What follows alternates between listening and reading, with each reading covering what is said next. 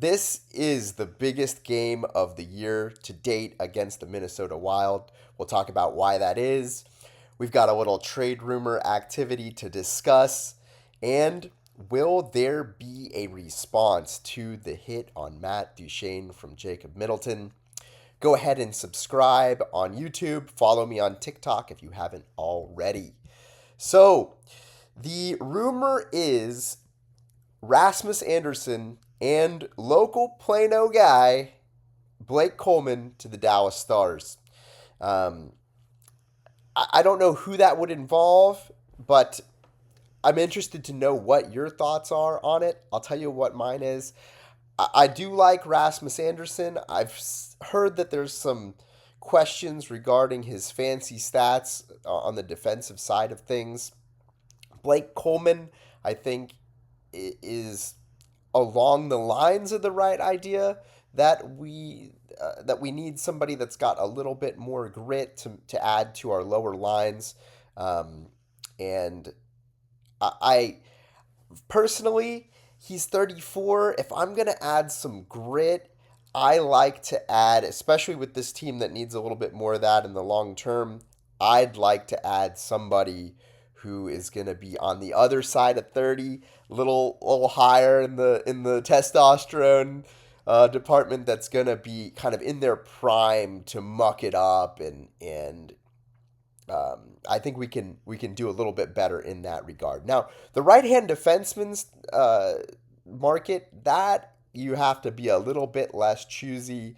I haven't seen a lot of Rasmus Andersson, but what I did see in that first game against the Calgary Flames, I did like. So, the other guy that's been bounced around a little bit is Kiefer Sherwood, and I would prefer that to Blake Coleman, though Kiefer Sherwood is, um, when I look, he hits a lot. That's the big thing about him that I really do like, and I would prefer to Blake Coleman, but I would also like to bring someone on who drops the mitts more. I want to see somebody who's had already several fights on the year this year. I think that's prime what this team needs. But Kiefer Sherwood would be more than welcome here in my eyes. So, let me know what you think about those players and any other players that you'd like to bring in the comments section below. And so this game against Minnesota is a big 4-point game. And what does this mean? Well, it's a divisional game, right? So we're fighting for the playoff standings and who has home ice advantage. Dallas wins in regulation, and we are 12 points ahead of Minnesota. If Minnesota wins in regulation, we are only 8 points ahead of them. And really, as a rule of thumb, if you're over 10 points at this stage of the season, if you're over 10 points ahead of someone, um, they're not going to catch you. Very unlikely. So if we win, right now we are second in the division, meaning that we would have home ice advantage. We basically clinch home ice advantage for all intents and purposes. And that is why we have got to win this game tonight. So Dallas is the hottest team in hockey right now, 8-0-2 in our last 10. We've got 4 wins straight. We're the best road team in the league at 11-1-4. Dallas is 7-1 against the Central Division. Minnesota also is pretty hot against the Central Division right now. They've won 4 in a row, 5-3 against the Central overall. And Minnesota is a very highly ranked team. They're number 7 in the league, though they're 500 in their last 10. And really, if you look at their record, they're only 2 games over 500. And this is why I cannot stand the loser point. It's We've got a team right now, just to give you an idea. So Minnesota's ranked 7th. Vegas is ranked 6th in the league. And they are 2 games under 500. Vegas has 9 loser points on the year. And when you have a team that's ranked up there in the elites of the league and you've got a record like that, something's wrong with the system that we have. So anyway, Minnesota's only 2 games under 500, but they're a very solid team defensively and in the net, and we'll talk about that more as we get a little further on in this. So Dallas is ranked number 4 offensively in the league. We're headed up by Mikko Rantanen, who is now 42 points on the year, just a torrid pace for him. Jason Robertson leads us with 19 goals, also on an absolutely smoking pace.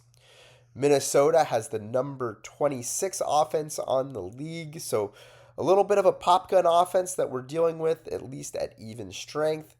Kaprizov is their top guy. He's got 18 goals, 15 assists, 33 points, signed a huge contract with them. And then they got another great young player, Matt Boldy, who has 16 and 16, good for 32 points on the season. Both of them are over point a game players. So Dallas has got the number 4 defense in the league.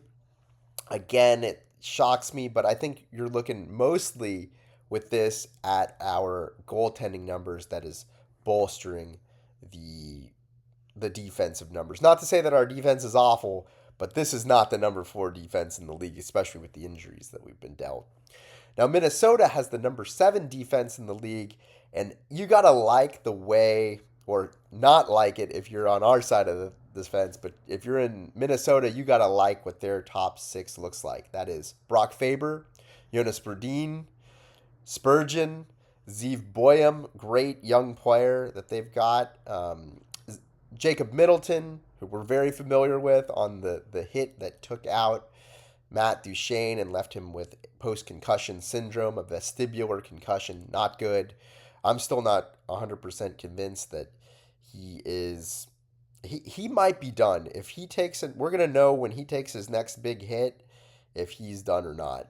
And then they've also got Zach Bogosian, who's another nasty physical defenseman to round out their top 6. That is solid. So Dallas has the number 1 power play in the league.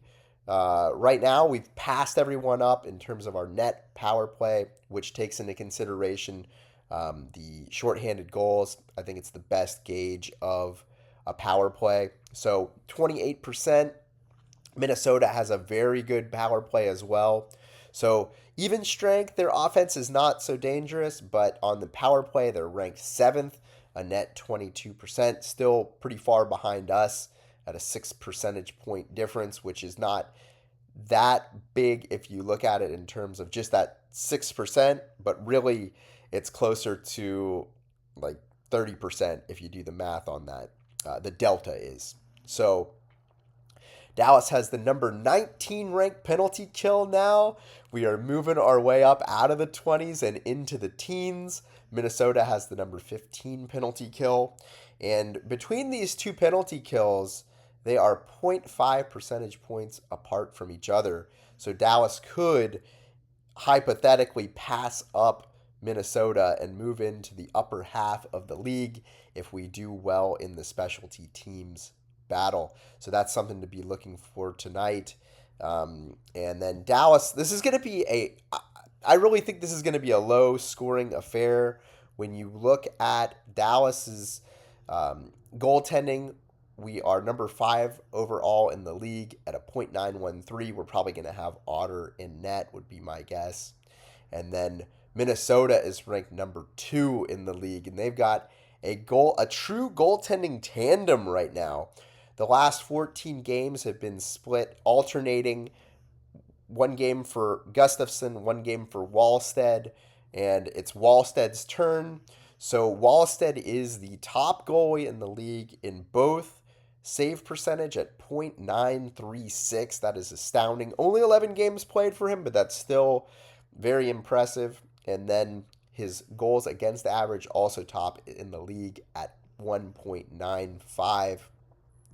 So injuries, let's talk about that. The Dallas Stars are out Labushkin, who's not traveling with the team.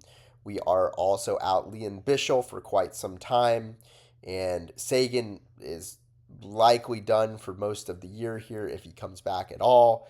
Then we also have Adam Ernie on long-term injured reserve. So the Minnesota Wild have been taken blow after blow, including in the last game where they lost both Jacob Middleton. So we may not the it's questionable whether we'll even see any drama play out regarding Jacob Middleton, who went to take a hit on a player and hurt himself in the process. They also, and you need to check out this replay, but Zuccarello took a massive hit from Vince Dunn. Just a beauty of a hit, and go take a look at that highlight reel on that one. He is listed as day to day. I would, based on the way that hit looked, I would not be surprised if he's not in there tonight. That's a big blow to them as he's in their top six. And they're also missing Marco Rossi from their top six as well. They're missing Marcus Foligno from their top six. They're missing Hinostroza from their lower lines, as well as Tyler Pitlick, the ex-Dallas Star, from their lower lines as well. So their injury status is looking a lot like our injury status was just a little while ago. So they're hurting like a lot of teams in the NHL this season. Something to watch tonight: the Avs play the Florida Panthers in a big game for them. So if they lose in regulation, we can tie them. They're still going to have one game in hand on us, but we can catch them in points in the meantime, forcing them to win that next game to stay ahead of us or pick up a loser point. So it is a very good time to be a Dallas Stars fan in a number of ways. I look forward to coming to you with the post game and hopefully some good news on a divisional win. Y'all have a great day.